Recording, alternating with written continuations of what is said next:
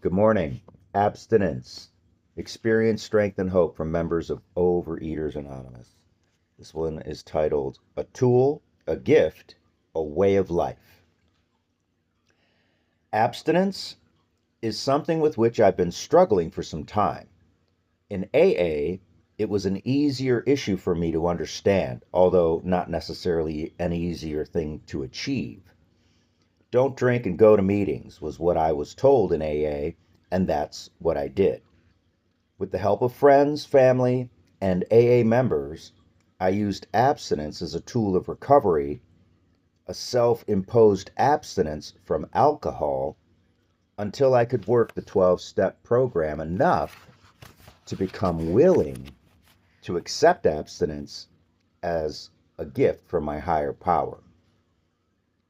Being sober for over 10 years, I occasionally forget how my gift of abstinence from a killing compulsion came about. The freedom from that compulsion did not happen overnight. However, and I did not have a spiritual experience anything like one that Bill W. describes, my compulsion to drink just drifted away after I had been actively working the 12-step program for about 2 years. No specific date, no sudden transformation from a miserable death row drunk into a spiritually enlightened soul floating forevermore on a sea of serenity. It was just that the compulsion to drink had been removed by my higher power once I became willing to let it go. So simple, but so hard to do and so hard to believe that it would really happen. When I came to OA, I wanted my food compulsion to be taken away in the same way as my compulsion to drink, right now. However, I may not be spiritually ready and willing to let the food compulsion go.